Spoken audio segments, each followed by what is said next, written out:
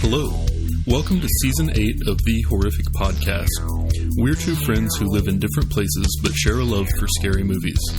In each episode, we both watch the same movie on our own and then record a conversation together about what we liked, what we hated, if we were scared, and maybe even some larger truths about why people watch horror movies in the first place. This season, our theme is Make the Wives Pick. Since our wives have to watch these movies with us every week, and often complain about it, we made them pick the movies this season. If you want to see the list of upcoming films and follow along, check out our website at thehorrific.com. Thanks for listening. Alright, so we are back with our final episode in this sort of one-off bonus mini-series that we're doing about the Haunting of Bly Manor, which is a Netflix show that we decided to put Season 8 on pause for. And we don't normally do TV shows. We normally each week will just discuss one movie. But we watched The Haunting of Hill House before and really liked it. So we were excited for Bly Manor and honestly just wanted an excuse to watch it and talk about it. So if this is, for some reason, your first episode of the Horrific Podcast, this is probably not a good place to start. If you have watched all of Bly Manor, then go back and get caught up and you can listen along. Or if you want to jump back through our year's worth of back catalog for other horror movies, that might be a better place to start. Yeah. We got a ton of them. Like too many. Slowly becoming relevant because of how many we put out. Yeah. Well, the fun part is that like we pay for like monthly uploads of data. And then the way they entice you to stick around is that the stuff you've already uploaded gets hosted for free forever. And we're just like, challenge accepted. That's like an open bar. Yeah. It's really up to you how good a deal you're getting. This is your fault for making that decision. Yep. It's on you, and we're just going to take advantage of it. Yep. So, we have made it. This week, or for this episode, we watched episode 9, which was the finale of The Haunting of Bly Manor. And I feel like this season has had a lot of ups and downs, and we were really kind of not sure what to expect from the ending. But I feel like it finally really leaned in and like established itself as a horror show and leaned into a lot of the elements that we like in horror movies and really brought together a lot of the different storylines that it had started in ways that were compelling and that got you excited about not only this ending, but also what is to come in the follow-up season that I'm sure is going to happen because of the way they ended it. Yeah, I couldn't agree more. I feel like, the whole series has had, like you said, its ups and downs when it comes to horror. And I feel like this was probably the scariest episode out of all of them. Yeah, and it really finally kind of gave you some movement on a lot of things that had just sort of been hinted at the whole time. And so the way that, obviously we're going to get into a lot of spoilers here, but the way that, you knew that Peter had a plan and you knew that getting him and Rebecca to possess the children had like some desired outcome.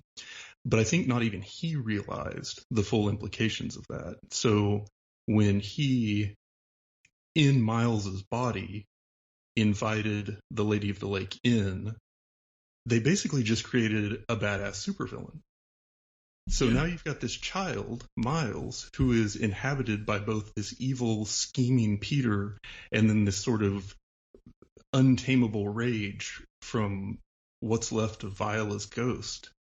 And now that's the thing that's being unleashed on Bly, but also going after Danny, Henry, and Flora, who all got away and who he resents for various reasons. That's like terrifying. And to know that he's just like out there, it is really scary. It is very scary. And I also like it, because I thought, even though I got some of my predictions wrong, I'm glad that they brought Henry back into the story and he was sort of the vehicle for how Danny and Flora got away and then they were able to reunite with Jamie and Owen, back in town. So you finally got to see some of Bly, the town. But I also think that we're going to see some more of the other characters. Because if you'll notice towards the ending of the episode, as Miles was making his way out the gates of the manor, you could faintly in the trees see both Jessel and Mrs. Gross in the background. So I think that even though he sort of ended the tie to Bly Manor, they're still somehow tied to the Viola's like ghost or gravity or whatever they kept talking about, which means they're along for the ride. And I don't think they're just going to like stand by for it, you know? Like they're not going to let him, or they're going to attempt to not let him attack the people they care about. That's a very good way of looking at it. I'm sorry, man. I had it holstered, like my plan, but you're so good at it that I was just like, yeah. What was yours going to be? So I was going to go on just about how long and how much specific horrors that we had, or specific scenes that we had in it. Yeah. And how I really thought that not answering a lot of questions was smart. Yeah, so obviously we're both making all of this up. The last episode was a real dud. Yeah. It was like, so a character even said, this isn't a ghost story, it's a love story. And it's like, yeah, thanks. Thanks, Netflix, for the way that this has been advertised as completely not what it ended up being. You literally told us at the very last moment that it's like, that's false advertisement. I want my money back. So, to me, they did with one episode what Game of Thrones did with one season at the end, which is where like you're waiting for this payoff and you've had these compelling storylines developing these characters, and then they just like forget about most of them and then pick two people that they want to get to a specific destination and then just pull them towards the story and don't explain anything and make people act contrary to rules that they've already established in the series. And it was wildly frustrating. And afterwards, Sarah was asking me a bunch of questions like, well, if that's what happened, then why did this other thing happen? And I didn't think he was allowed to do that. And I'm like, look, you just got to take a breath and realize that this whole ending of the series was meant to be about a romance, and everything else was just sort of background noise to enhance that. They weren't trying to tell a good horror story. They weren't trying to tell a good ghost story. They were trying to make an emotional, dramatic story. And so that's what it was at the end. Well, yeah, I mean, in my honest opinion, it tied in what you're saying. It's just like the same thing with like Twilight, right? So you don't watch Twilight as a horror movie. I was going to say period. Well, that too. I guess when you have a younger sister, it's a different story. But, you don't watch that for the scare. And this one ended up being just like it. Yeah. I feel like throughout most of the season, I was getting kind of bored with some of the episodes, and I thought we had a couple good ones there towards the end, which gave me a lot of hope for episode 9. Yeah. But as soon as we were done with our 7-8 episode, I immediately watched episode 9. It was just like, yeah, like it was done, and it was like didn't make me want to watch the series again. After Hill House, we immediately started watching the series again. Oh yeah, this one was just like, I'm good. Yes. Sarah and I had exactly the same conversation, and when we rewatched Hill House, we caught so much stuff. Like it was so jam packed in every episode of like things that were foreshadowing something in the future, or a ghost that you didn't catch in the background, or something like that. Whereas this one, she actually watched with some friends. They were getting together every couple of days to watch a couple episodes. So she was always a few episodes ahead of me. And then when I would watch them, she would watch them too. She's like, yeah, so I've seen everyone in this series twice, and I didn't catch anything the second time. Yeah. And it's like, yeah, I mean, I kind of felt the way that you would about like when I talked about the Village, where it's like when you know what the twist is going to be at the end, then the rest of the movie just doesn't really matter because it's all just kind of set up for that twist. I feel very similarly about this series in that it was all kind of set up for that, and this is the big like emotional tug at the end. But when you know that that's coming and it's trying to steer you towards that, I don't think it would be very effective. Yeah. But I think it's, with Hill House, it had like those, like, there's a couple episodes in there specifically that would, like, that was like legit sad episodes. You like Nell dancing throughout the house, for example. For sure. This one, I felt like they tried to save it all for the end, and it just didn't have the same feeling. You're just like, okay, well, obviously things aren't going good. She's taken on, the ghosts of whatever her name was, Viola. Yeah. And she took on, that was like 10 minutes in or 15 minutes in, and you're like, oh, we still have, 40 minutes left of this. Oh, okay. I see what's happening. Yeah, man, it was rough. Like, and it reminded me a lot of, I think we've talked about this before, but like with American Horror Story, the big climax in every season always comes like an episode or an episode and a half before the end. And so then you have just like an epilogue episode that doesn't really make a whole lot of sense. Yeah. And I kind of feel like this almost did that in that, it was less than 15 minutes into this finale and they had already defeated or dealt with the primary source of conflict. Yeah. And simultaneously erased all of the characters that they'd spent the whole season developing. Yeah. It's insane. You're like, so like going into this, we really had two questions, like what is Quint's plan for getting them out? Mm-hmm. Because he had this whole elaborate thing for them to like possess the kids and then somehow use that to get off of the property and be free of it. So we never got to find out what that plan was. There was nothing in there that really explained what it could have been. And then the Danny somehow knows that she can invite the Lady of the Lake in, but in every other case, when you invite somebody in, you get pushed away completely. And I would say that, like, Peter and Rebecca weren't anywhere near as powerful in the afterlife as that lady. So why did Danny get to just sort of suppress her for the next 10 years or something? I don't. Yeah. There were a lot of things that really, really didn't make sense from trying to explain this in the ghost world. And I feel like they just kind of dropped like 90% of what they had spent story time on up until that point. Yeah. When we did get the answer of like who the narrator was. Yeah, I called that really so was Jamie. early on now, in this episode. So after the first episode that we recorded over episodes 1 and 2, you remember I got frustrated because I said, I just saw a spoiler, that's why I got pissed because I was like, God dang it, I should, that was what I saw. Yeah. So like I known about it since like, because like in IMDb when you like select her name, it pulled up like it's a Jamie, like her, the whatever. The gardener, but like hold on, let me pull it up. So on IMDb, she's called the storyteller.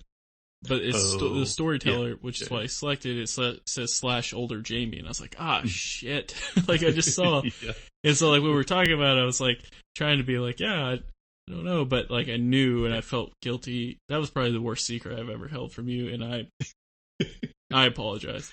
I forgive you. But we did get to find out who she was, and got to see their story, and basically episode 9. Was just trying to get you to really like their relationship and their characters, just to be let down, because old Danny ends up taking her life so she doesn't harm Jamie. Now, for me that was like whatever, because we already don't get Mrs. Gross and Owen relationship, so I was like, all right, whatever. This episode's a wash. Yep. I no longer want to be part of this. So here's a question I have for you. Yeah. And this is a question I raised early on when we were talking about the identity of the narrator. Who is this person who would know all these details about what happened with all these characters at Bly for years and years and years, and then eventually all the way back to, the 16th century or whatever it was when the original family was there? And somehow the answer to that seems to be Jamie. So how did she know all about Viola's past and her former husband and how all the haunting and ghost stuff worked? And furthermore, why was everyone not freaked the hell out over the fact that they just watched a ghost try to drown a child and then possess the nanny? Yeah. And nobody ever said anything. No one was ever like, what's going on here? Yeah. They just all completely rolled with it. And Owen's like, all right, well, let's go try and find Mrs. Gross. And you're like, you don't have some other questions, buddy? Like, what is... Anyway. Yeah, it was, sometimes you don't want your hand held, but you also don't want to have to guess. So my guess to that is, she obviously must have researched it, between... Mm-hmm. Danny passing away and what, but like you don't want to have to like that's not a fun like up for grab like storyline. Right. Like some storylines you want it's up to your viewer what you think happened. This one is just like, wait, what? If you're gonna hold her hand for all this other BS, then why aren't you gonna do it now? Yeah. It was really strange. And also like how dumb is adult Flora, Yeah. Where it's like, she's like, must be a coincidence because my middle name is Flora. And she's like, yeah, that's right. Coincidence. Yeah. But you don't remember that you lived at Bly... What the... Yeah, I mean, So they talk... The lady asks her about... What was it? Because Sarah and I talked about this because she asked if I thought that wedding was happening in Bly Manor. And I said no, because it was in America. And she's like, well, how do you know that? And I said, because the wedding guest at the end was like, so if I was to go to England, would I find Bly Manor? Mm-hmm. Which means she's not in England now. And Jamie said, if you wouldn't find any house by that name. And then she said, but if you could find the house where all this happened, something else. So obviously she like changed some stuff up in the story to make it not as obvious. And then there was that bit of dialogue in the restaurant where Owen was telling them that the kids didn't remember anything about being at the manor other than just that they had gone as kids. Well, see, I thought it was just happy memory. Like they only have happy memories of the Bly Manor. Well, and like he said, they recognized Mrs. Gross but didn't remember anything about her, for example. But he talks about them not remembering any of like the terror or the dark times or fear or whatever. And it's like, well, when did he become aware of that? Was that all just he found out stuff after? It was so weird to me. And why didn't they try to find an exorcist for Danny at any point? Like, they're just, nothing about it made sense to me. And I was thinking about it as I was kind of like working on that little intro piece about like how it could have ended. Mm-hmm. I just kept coming up with things and I was like, oh no, they should have just like done that the way that it was. Right. I for a little while I was working on this whole like subplot about the exorcist that had been taken in the house and his ghost was still there, mm-hmm. and how I had a theory that Gross and Jessel were going to work with him since they were still locked in the orbit of Viola to exorcise her from Miles's body and then kill Peter. And anyway, but then I was like, oh wait, no, exorcist. That would have been an option. Or you could have just like left the grounds. Yeah. It was a bummer. Yeah. I feel like the whole season was kind of a bummer too. Kind of boring. They created some very like interesting and likable characters. Yeah. And some very interesting and like bad characters. Right. Like Peter, I think, was a good villain in the way that he was so like manipulative, and the way that you would see like different sides of him and stuff. I thought that was really well done. Obviously, we liked Gross and Owen and their interaction with each other. And I don't know. It was just, I feel like Danny's character was super underdeveloped until the very end there. So I didn't really feel like a lot of like empathy or connection with her. And I don't know. I don't know. I was very disappointed by the ending. Yeah. Yeah. Granted, and as musicians, we can relate, right? So we know the sophomore slump, right? Yeah. that's like a common thing in with bands. Maybe it's just, a sophomore slump for them. Well, better than ever. Yeah, so let me backtrack. I don't think this was a bad series. I think that it was a well-directed, well-written, well-acted, very interesting series. But it is not horror, and it's not even like horror adjacent. I mean, this was 100% a drama. Yeah. Yeah. Without a doubt. There was like some scenes that were intense, but yeah.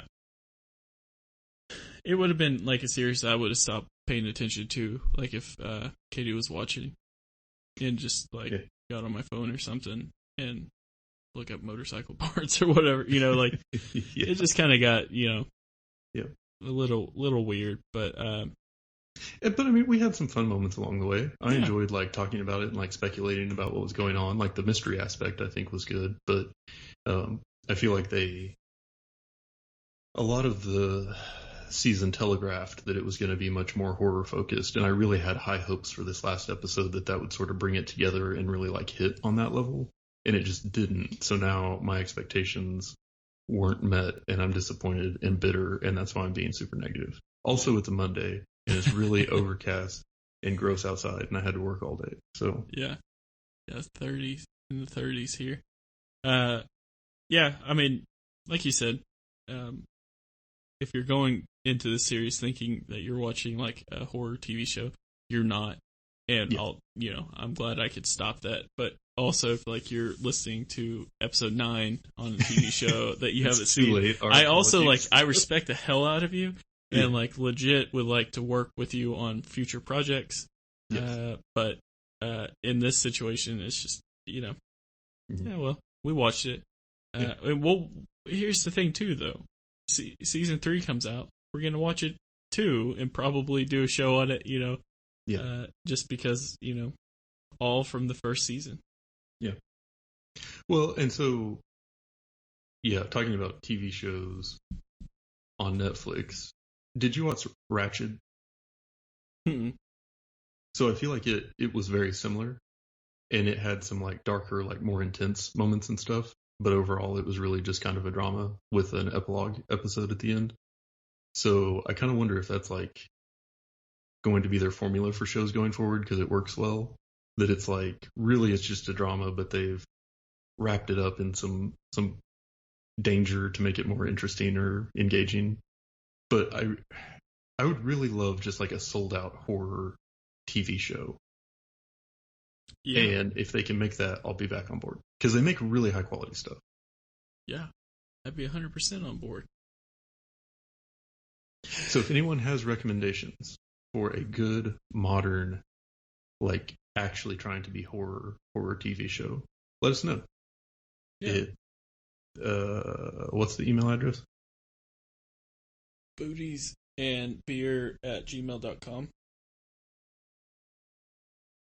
How did you get my personal email address? We lost the Horrific in a card game. It's a long story. I lost it. No, thehorrificpod@gmail.com. Yeah, send us an email. We will be eternally grateful. I was trying to sound ghostly. You did.